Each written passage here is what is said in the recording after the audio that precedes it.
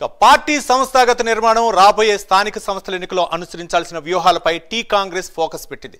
గ్రామ, మండల, జిల్లా స్థాయి కమిటీలను నియమించేందుకు కసరత్తు చేస్తుంది.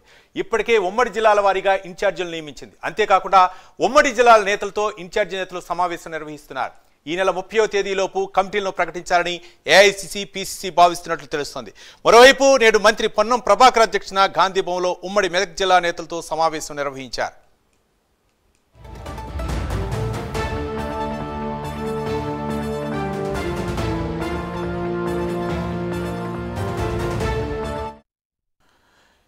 మొత్తానికి గాంధీభవన్లో పిసిసి సన్నాహక సమావేశం నిర్వహిస్తుంది, ఏఐసిసి కూడా సమావేశం నిర్వహిస్తుంది. దీనిపై స్థానిక సంస్థల ఎన్నికలో వ్యూహాలను అయితే రచిస్తుంది. దీనిపై మరింత సమాచారం మా కరస్పాండెంట్ అజీం అందిస్తారు. అజీం, రాష్ట్రంలో పార్టీ సంస్థాగత నిర్మాణంపై ఫోకస్ చేసింది. అటు ఏఐసిసి అలాగే పిసిసి రెండు కూడా. ఇందులో భాగంగానే ఇప్పటికే ఉమ్మడి జిల్లాల వారీగా ఏదైతే ఇన్ఛార్జ్లను నియమించింది, గ్రామ, మండల, జిల్లా స్థాయి కమిటీలు, అలాగే ఇటు గ్రేటర్ హైదరాబాద్ పరిధికి వచ్చినట్టయితే డివిజన్, బ్లాక్ ప్రజలకు సంబంధించినటువంటి కమిటీలను పూర్తి చేయాలని చెప్పి పిసిసి భావించింది. ఇందులో భాగంగా ఉమ్మడి జిల్లాలకు ఇన్ఛార్జ్లను నియమించింది. ఉమ్మడి జిల్లాలకు ఇన్ఛార్జ్గా నియమించినటువంటి వారు ఆ జిల్లా నేతలతో ఇప్పటికే సమావేశాలు ఏర్పాటు చేసుకున్నారు. ఇప్పటికే అటు వర్కింగ్ ప్రెసిడెంట్గా ఉన్నటువంటి జగ్గారెడ్డి ఉమ్మడి హైదరాబాద్ సంబంధించినటువంటి జిల్లా సమావేశం నిర్వహించారు. ఇక నిన్న అడ్లూరు లక్ష్మణ్ కూడా ఏదైతే మంత్రిగా తనకు వరంగల్ జిల్లాకు సంబంధించినటువంటి బాధ్యతను అప్పగించారు. సో ఈ నేపథ్యంలో గాంధీ భవన్లో ఏదైతే ఉమ్మడి వరంగల్ జిల్లాకు సంబంధించిన నేతలతో సమావేశం నిర్వహించారు. అలాగే మిగతా ఇన్ఛార్జ్ కూడా ఖమ్మం, ఆదిలాబాద్, కరీంనగర్ ఇలా ఈ జిల్లాలకు సంబంధించినటువంటి నేతలు కూడా ఆయా ప్రాంతాల్లో కూడా ఏదైతే సమావేశాలు ఇప్పటికే నిర్వహించడం కూడా జరిగింది. సో ఈ రోజు మాత్రం గాంధీ భవన్లో పొన్నం ప్రభాకర్కి ఏదైతే మెదక్ జిల్లా ఇన్ఛార్జ్గా ఇవ్వడం కూడా జరిగింది. సో ఇందులో భాగంగా ఏదైతే మెదక్ జిల్లాలో ఉన్నటువంటి అందరి నియోజకవర్గాల వారిగా ఇప్పటికే గజ్వేల్, సిద్దిపేట జిల్లాలకు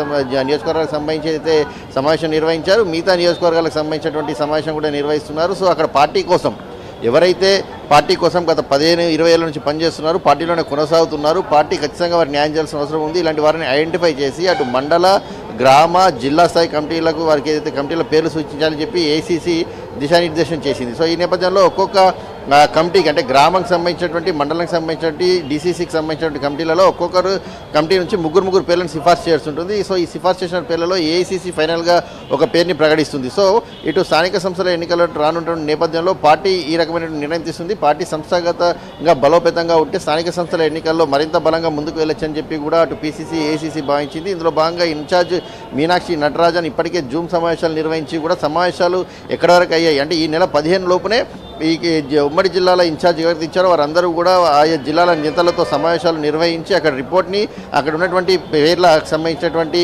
అంటే ఒక గ్రామానికి, ఒక మండలానికి 3 పేర్లు చొప్పున, జిల్లాకి 3 పేర్లు చొప్పున ఎవరైతే పేర్లు రిఫర్ చేస్తారో అన్నీ కూడా సబ్మిట్ చేయాల్సిన అవసరం ఉందని చెప్పి మీనాక్షి నటరాజన్ ఇప్పటికే ఏదైతే ఉమ్మడి జిల్లాల ఇన్ఛార్జ్లకు ఆదేశించడం కూడా జరిగింది. సో ఈ నేపథ్యంలో ఈరోజు 14వ తేదీ, రేపు 15వ తేదీ కాబట్టి రేపటి వరకు అందరూ కూడా ఈ జిల్లాలకు సంబంధించినటువంటి కమిటీల బాధ్యతలు అప్పగించిన వారందరూ కూడా ఆ పేర్లను కూడా ఇవ్వాల్సి ఉంటుంది. సో ఈ నెల 30 లోపు ఏదైతే గ్రామ, మండల, జిల్లా స్థాయి కమిటీలు, అలాగే ఇటు హైదరాబాద్లో డివిజన్, బ్లాక్ ప్రెసిడెంట్కి సంబంధించిన కమిటీలు, అలాగే నామినేటెడ్ సంబంధించినటువంటి కమిటీల పేర్లన్నీ కూడా పిసిసి ఫైనల్ చేయనున్నట్టు తెలుస్తుంది. సో ఇందులో భాగంగా గాంధీ భవన్లో అయితే ప్రస్తుతం పొన్నం ప్రభాకర్ అధ్యక్షతన ఇంకా సమావేశం అయితే కొనసాగుతుంది. సో ఏఐసిసి ఆదేశాల మేరకు ఈ కమిటీలకు సంబంధించినటువంటి ఇన్ఛార్జ్లు రేపటి వరకు ఈ సమావేశాలు పూర్తి చేసి పూర్తి స్థాయి ఏదైతే డీటెయిల్ రిపోర్ట్ని అటు ఇన్ఛార్జ్కి ఇవ్వనున్నారు. మరి ఇచ్చిన తర్వాత పార్టీ చెప్పినట్టు ఈ నెల 30 తేదీకి లోపు ఏదైతే కమిటీల ప్రక్రియ పూర్తవుతుందో లేదంటే మరికొంత ఆలస్యం అవుతుంది. ఎందుకంటే కోర్టు ఇప్పటికే స్థానిక సంస్థల ఎన్నికలకు సంబంధించి సెప్టెంబర్ 30 లోపు నిర్వహించాలని చెప్పింది. సో ఇటు బీసీకి సంబంధించిన రిజర్వేషన్ చేశాకే మేము ముందుకు వెళ్తామని పార్టీ చెప్పింది. దానికి సంబంధించిన ఆడియన్స్ ప్రక్రియ కూడా కొనసాగుతుంది. మరి ఈ